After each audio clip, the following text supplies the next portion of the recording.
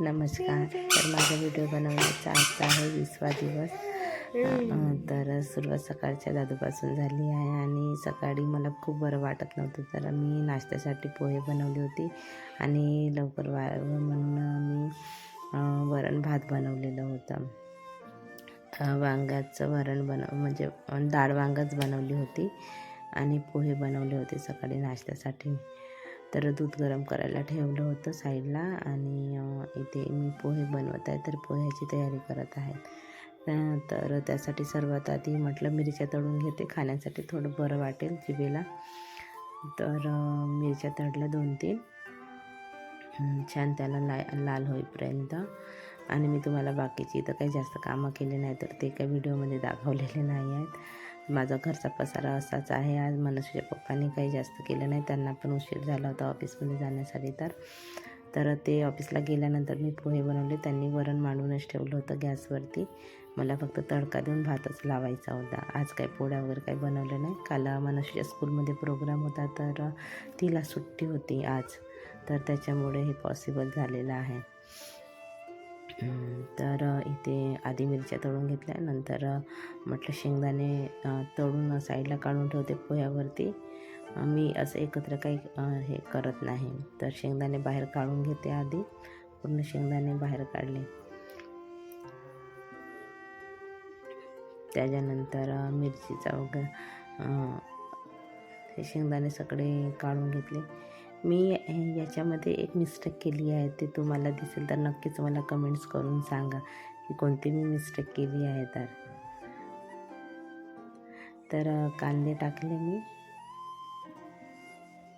कांद्याला छान लाल होईपर्यंत परतून घेतलेला आहे.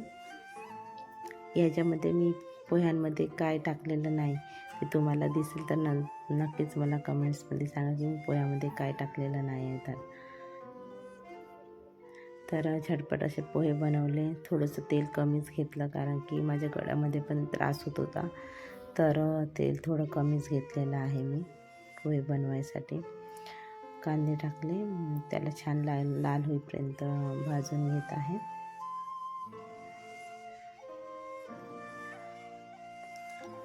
त्याच्यानंतर मिरची आणि आलू टाकले. हे काही बॉईल केलेले आलू नाही आहेत, मी बॉईल केलेले आलू नाही टाकत, सहसा पोह्यांमध्ये क्वचितच टाकते. तेलामध्ये छान आलूला परतून घेते. तेलामध्ये शिजतात, थोडा वेळ असं करून झाकून द्यायचं, मग ते शिजून जाते आलू. वाटाण्याचे दाणे पण टाकलेत. माझ्याकडे पाल्याचा कांदा नव्हता, संपला होता, म्हणून मी काही पाल्याचा कांदा नाही वापरला, नाही तर पाल्याच्या कांद्याने पण पोहे छान टेस्टी लागतात.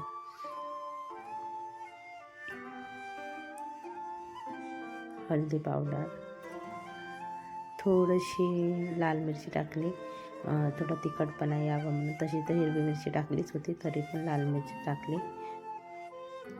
त्याला छान परतून घेतलं.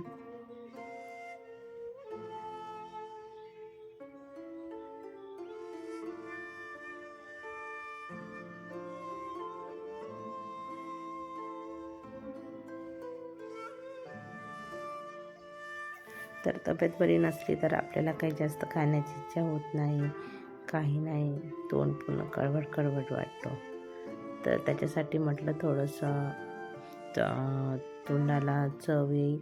माझ्याकडचं लोणचं पण खराब झालं होतं, त्याच्यामुळे पोहेच बनवून घेतले मी. नंतर मीठ टाकून त्याला परतून घेतलं. शेवटी टमाटर टाकले, थोडंसं सांबार टाकला आणि पोहे बनवले.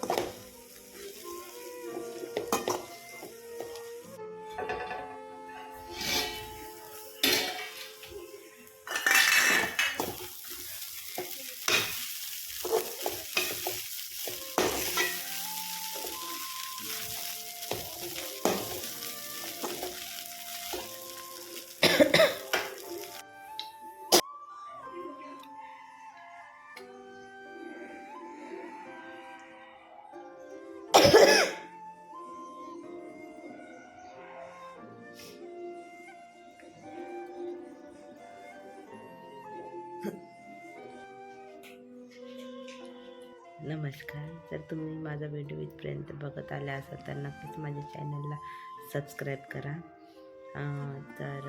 मला सांगायचं होतं की मी काल प्रोग्राममध्ये गेली होती, परंतु मनस्वीला काही पार्टिसिपेट केलं नव्हतं. तर मला एका ताईने म्हटलं की का बरं तू तिला स्कूलमध्ये पार्टिसिपेट नाही केलं प्रोग्राममध्ये. तर मी त्यांना सांगितलं की 2,000 रुपये फीज होती म्हटलं, म्हणून काही केलं नाही म्हटलं, आणि हिवाळ्याचे दिवस होते तर हिची तब्येत वगैरे खराब होऊ शकते म्हटलं, म्हणून मी नाही पार्टिसिपेट केलं म्हटलं तिच्या स्कूलमध्ये. तर त्या ताई म्हणत होत्या की तुम्ही म्हणे वर्षभर एवढी फीस भरता म्हणे, 60-70 जे काही असेल ते भरता म्हणे, तेव्हा तुमचे पैसे नाही संपत म्हणे, आणि 2,000 रुपयांनी संपणार म्हणे.